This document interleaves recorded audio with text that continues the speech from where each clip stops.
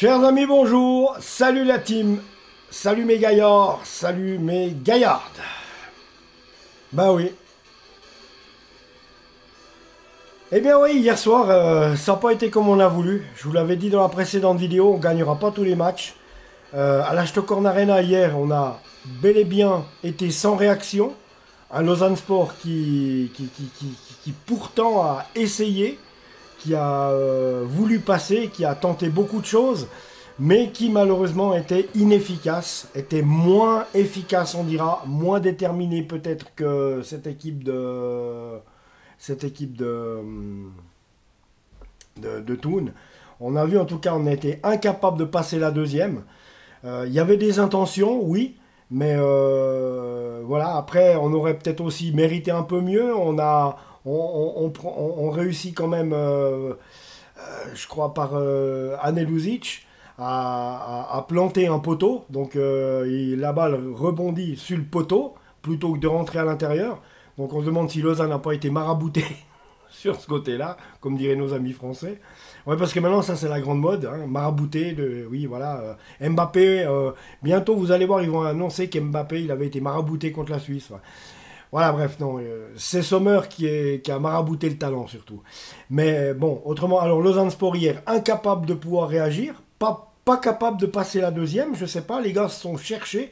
On voyait bien, ils faisaient preuve de volonté, mais voilà, des fois, il faut pas chercher. On est tombé sur un meilleur Thun. Thun était plus frais dans la tête. Ils avaient beaucoup plus d'idées, beaucoup plus créatifs. Et voilà, c'est pas que les Lausannois ont laissé aller du tout, du tout. C'est que nos gars ont joué le match qu'ils avaient à jouer après une semaine de travail quand même qui avait été faite, mais on n'a pas réussi à aller bouger cette équipe de Thun chez eux. Et c'est ça qui est dommage. Des occasions, on s'en est créé quelques-unes, mais on n'était pas assez rapide dans la rapidité d'exécution. On n'a pas proposé. On n'a pas proposé un jeu assez rapide et assez déterminé par rapport à la fougue que Thun avait. Parce que Thun, ils étaient vraiment en fougue, ils avaient vraiment envie de gagner le match. On perd 2-0. C'est la deuxième fois de la saison qu'on s'incline. J'ose espérer qu'il va falloir, on en connaîtra le moins possible des comme ça.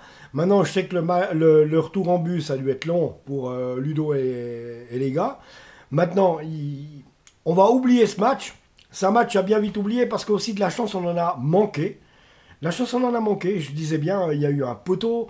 Il y a eu quelques occasions aussi qui aurait pu faire que on aurait pu marquer des buts, mais non, à chaque fois, on arrivait trop lentement en attaque. Le schéma de jeu était peut-être bon, mais on était dans l'exécution trop lent. Et il y avait cette équipe de Thun qui nous a imposé un rythme depuis le début de la partie qu'on n'a jamais été vraiment capable d'endiguer ou de suivre. Et c'est pourquoi on est arrivé à cette défaite de 2-0. On va quand même regarder ensemble, les amis, on va quand même regarder le détail de ce match, hein, si vous voulez bien. Donc 2-0, but d'Étienne Roland Ndongo à la 34e minute. Étienne Roland Ndongo, qu'on connaît bien puisque c'est un expansionnaire du stade Lausanne-Ouchy. Et puis bien l'excellent Miguel Castroman, 54e minute, qui parachève l'œuvre. Tout noir, j'ai envie de dire, mais entre deux, on n'a pas été capable. On a eu 1 heure et demie, on n'a pas été capable, ne serait-ce que de réduire la marque. On aurait pu, je le dis bien, avec ce poteau, terrible poteau. Oui, ça aurait changé la physionomie des choses, parce que voilà, il restait quand même. Quand par exemple, je vais juste vous citer un exemple. Quand par exemple, on nous a annoncé qu'il y avait 5 minutes d'arrêt de jeu. Mais mon Dieu, 5 minutes d'arrêt de jeu, tu peux égaliser. Tu peux égaliser. En 5 minutes, si vraiment tu veux. En tout cas, 5 minutes, allez, c'est vraiment just et restretch, je suis tout à fait d'accord, non? Tu peux au moins marquer un but. Alors, si le ballon n'était pas parti sur le poteau, ça faisait 2-1. Mais après, il nous restait 5 minutes. Et à un moment donné, il restait quand même Attendez voir les amis, depuis la 54e minute, 54, 64, 74, 84, ouais, il restait... oh là là là là là là, 50, ouais, 54, 64, 74, 84, il restait quasiment un peu plus d'une demi-heure. Un peu plus d'une demi-heure. C'est ça qui est fou. Donc, en une demi-heure, on n'a pas été capable d'aller chercher quelque chose. En une demi-heure, tu peux égaliser. En une demi-heure, tu peux gagner 3-2 aussi. Après, on va pas trop en demander non plus parce que il faut justement, si Lausanne Sport avait été capable d'aller chercher en une demi-heure le score et de gagner 3-2, ça voudrait dire que l'équipe est vraiment au-dessus du lot. Là, malheureusement, avec le match de hier, il faut quand même qu'on se rende compte d'une chose, c'est qu'on n'est pas aussi fort qu'on croit. Du moins, on a chuté à Bellinzone. Après, à Haro, je pense que le match à Haro, c'est là où on était le mieux encore. On était dans la période où on était le mieux parce qu'on arrive au Blue Rigleyfeld. On mène, on s'impose, on domine et on gagne. Et puis après, on sent un petit peu une descente. Le 0-0 à la Tuilière. Hein, parce que quand on met 6-1 à Chafouze, on est bloc. On se dit, mais waouh, là on est bon. Et après on descend. 0-0 contre Stade Lausanne-Louchy, on met pas un but. On met pas un but dans le jeu contre Neuchâtel Xamax, puisqu'on gagne avec un penalty. Donc ça fait 2 matchs sans avoir réussi à marquer de but. Bon, après, on va à Gland. Bon, Gland, ça compte pas.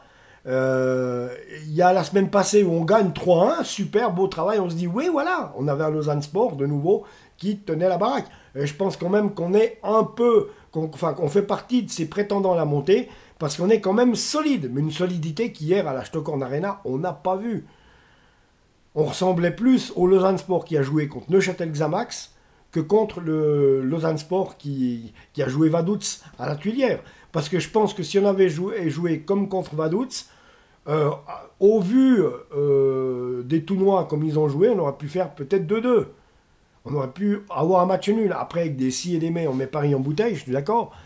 Mais enfin voilà. Et on est trop inconstant dans la manière de jouer. C'est ça. On est trop inconstant dans la manière de jouer. En tout cas, hier, il nous a manqué de vitesse d'esprit, de vitesse d'exécution,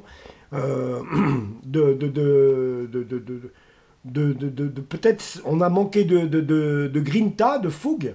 C'est vrai parce qu'il l'avait, en face il l'avait. Ça c'est quelque chose que j'ai ressenti chez Thun, chez les Tounois, c'est ce que j'ai ressenti chez eux, c'est qu'ils étaient inspirés, créatifs, mais en plus ils avaient envie de gagner ce putain de match. Et ils l'ont gagné. Donc hier il nous a manqué quelques ingrédients qui fait qu'aujourd'hui on a perdu. Maintenant c'est vraiment à méditer du côté des joueurs du Lausanne Sport et de Ludovic Magnin, de savoir de quelle manière maintenant on va pouvoir continuer la suite. On va pouvoir continuer la suite, il faut se réveiller, il faut se dire que ce qu'on a fait hier, c'était pas bien, et puis qu'il faut essayer de jouer beaucoup plus rapidement, et puis ce qu'il faut, c'est vraiment vouloir, il faut vouloir monter. On va pas nous faire de cadeaux, il y a 3 places pour la montée, les 2 premiers remontent en Super League d'office, et la 3e place de la Challenge League vous offre un barrage. Donc peu m'importe pour moi, si on est champion, ça serait mieux, avec la manière, hein, remonter avec la manière, même s'il joue plus au foot, Jérémy. Enfin bref, voilà, un petit clin d'œil pour lui. On va regarder ce détail hein, quand même, hein, parce que ça doit le faire. Alors bon, les amis, Challenge League, hier, bon, je vous ai dit, Étienne Roland-Dango, 34e minute, Miguel Castroman, 54e minute, et nous, rien du tout. Donc c'est ça, moi, qui me fait un peu peur. Pas qui m'a fait un peu peur. Je pense pas pour la suite, mais il faut pas rester là-dedans. Il faut pas rester avec ça. Aujourd'hui, le match, il faut l'oublier. Il faut en tirer des enseignements dès lundi, commencer à regarder peut-être à la vidéo qu'est-ce qui n'a pas été, que Ludo leur dise ce qu'il a à leur dire vraiment, et que chacun dans cette équipe, chacune des pièces, chacun de ces hommes se disent mais il faut vraiment plus de grinta. Ouais. Donc mes amis, on va regarder ça. Les compositions d'équipe. Donc, on avait, bien sûr, il y avait Olivier Custodio, donc, qui a joué tout le match. Dominique Schwitzer est sorti, Toichi Suzuki est rentré. Anel Uzic est lui sorti et a pris un carton jaune dans cette partie. Et Aldin Turkes est rentré, peut-être avec pas assez de temps de jeu pour qu'il puisse montrer ce qu'il sait faire, enfin montrer l'étendue de son talent. Nassim Zoukit qui prend un carton jaune, mais qui sort en laissant sa place à Alvin Sanchez, qui a redonné, l'entrée d'Alvin a redonné un peu d'air, mais pas longtemps. Et c'est ça qui est dommage, parce que ça a duré 10 minutes. Et après, il s'est laissé emporter par le vent du match, sans pouvoir imposer sa patte, parce qu'on le sait, Alvin Sanchez, quand il est lancé, quand il est dans un bon jour, il peut faire des fulgurances qui font la différence. C'est ça la particularité d'Alvin Sanchez. Gianluca Gaudino est sorti, a laissé sa place à Maika Okuka dans les mêmes temps. C'était un double changement, on s'en souvient. Archie Brown, qui lui aussi après un carton jaune, est sorti pour laisser sa place à Michael Ange Nanizayamo et Trey Coyle, qu'on n'a pas vu, pas entendu de nouveau hier. Donc voilà. C'est bien ça qui est dommage. Berkay Dabanli, voilà, plutôt, non, c'est Berkay qui a mis le poteau. Voilà, ouais, si, ça me revient maintenant. C'est Berkay Dabanli maintenant qui a frappé sur le poteau. Raoul Guiguer aussi a joué. Thomas Castella, bien entendu. Brighton Labo, hein, qui est resté muet aussi, qui n'a pas trouvé la faille. L'homme qui a pris l'habitude de marquer parfois un doublé à chaque match. C'est presque ça son ratio. Donc voilà.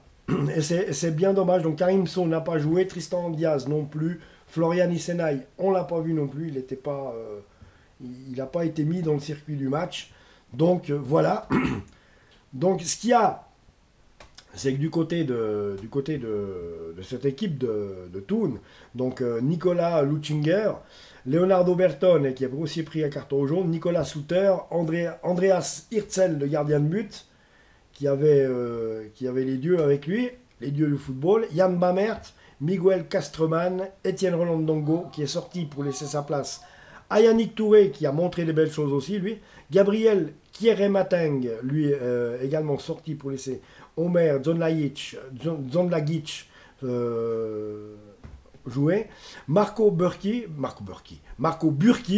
pardon, Burki, hein, Burki, ça fait un peu français, Marco Burki, avec un carton jaune, et Gabriel Barès, que j'aurais préféré voir de notre côté, bien entendu. Ça, c'est con, perdre des joueurs pour rien, pour qu'après ils aillent jouer chez les concurrents. Ça me fait mais un peu chirt, quoi, je dois dire. Bon, Justin Roth est rentré à la place de Barès. Alexandre Jankiewicz est sorti pour laisser sa place à Fabian Rudlin. Voilà. Eric Wisson n'a pas joué. Simon Losley, à mon avis, Simon Losley, à mon avis, il doit quand même avoir quelque chose à avoir de la parenté avec Noah Losley, non? Wow, je pense que oui. Mettez-moi dans les commentaires si vous le savez. Est-ce que Simon Losley serait pas le frère de Noah Losley? En tout cas, ça me paraît ça. Hein. Après, vous êtes certainement mieux renseigné que moi là-dessus, si vous le savez. Donc, n'hésitez pas, mettez-le moi dans les commentaires. Nia Sefti, Matteo Matic et Iran Hamed ont participé à ce match, mais n'ont pas joué. Eux. Voilà, ils étaient dans le groupe. Donc, un bon groupe de Thun. Hein. J'ai dit qu'ils font partie, depuis le départ, je l'ai dit, ils ont eu de la peine à s'y mettre. Mais depuis le départ, voilà, ils ont eu de la peine à s'y mettre. Mais attention, depuis le départ, je dis que cette équipe de Thun est quand même un prétendant assez sérieux à la montée. Hein. Alors, les compositions, c'est fait. Les stats, maintenant. On va regarder les statistiques. Alors, les stats, qu'est-ce qu'ils ont dit? Non, rien du tout. Bon, on va juste regarder pour l'instant, si tu permets, le classement. Donc, 1, FC Ville, 6 matchs, 13 points.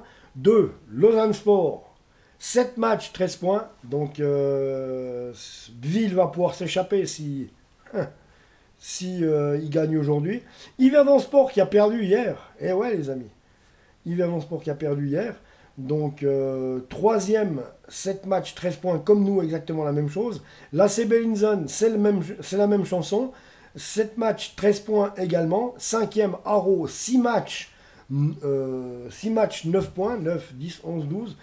Ils peuvent revenir à 12, mais ils reviendront à un point de Bellinzone, pas plus s'ils gagnent aujourd'hui, puisqu'ils ont un match à jouer. Thun, 6e, cette victoire contre nous leur a fait du bien. La preuve, fallait se méfier, on le savait. 9 points aussi, 9, ils sont revenus à 9, donc pour eux, ils avaient très mal commencé, c'est là qu'on le voit. 7e, Chafouz, 9 points.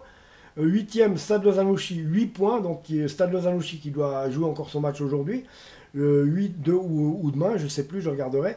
8, 9, 10, 11, ouais, il faut que Stade Lausanne gagne, ils remontent à 11 points, mais ne dépasseront pas la 5e place au cas échéant. Donc voilà, Neuchâtel Xamax, 6 matchs, 0 points. Là, s'agirait que ça change. J'espère pour eux, après le changement d'entraîneur, puisqu'Andrea Binotto a été limogé. Je crois que c'est Jeff Saibene qui a repris le club, je suis pas sûr. Hein. J'ai vu un truc passer comme ça, parce que c'est Jeff Saibene qui a fait le débrief de Neuchâtel Xamax, tiens comme quoi on peut donner certaines idées à plein de monde dans le football suisse. Hein. Ah ben oui, ils ont sur leur chaîne, ils font des débriefs depuis un petit moment. Par les joueurs, par les entraîneurs, c'est pas mal. Donc voilà, ils laissent la parole à l'entraîneur. Bon, je crois bien que c'est Jeff Saibene, je ne vais pas vous dire n'importe quoi. Mais justement, pour ne pas vous dire n'importe quoi, mes amis, je vais regarder ça tout de suite. Voilà. Alors, on va regarder ça. Alors, Jeff Saibene, qui a joué au... Alors, qui a joué... Attends. Qui a joué au FC Monté en première ligue. On s'en souvient? Ouais. Alors, qu'est-ce qu'il fait? Où est-ce qu'il est? L'avant-match avec Saibene. Non, mais ça tombe. Alors, si Jeff Saibene a fait un avant-match. Alors, Xamax, Jeff Saibene, pressenti RTN, en parle. Alors, d'après nos informations, le luxembourgeois Jeff Saibene serait le nouvel entraîneur de Neuchâtel Xamax. Donc, c'est bien ce que je pensais. Donc, voilà. Ça, c'est la petite parenthèse. Mais autrement, nous, revenons à nos moutons. La semaine prochaine, on reçoit Yverdon pour un derby vaudois, les amis. On reçoit Yverdon Sport pour un derby vaudois. Eh oui. Donc là, il va falloir mettre la deuxième, la troisième et gagner le match. Donc en attendant, les amis, moi, je vous embrasse.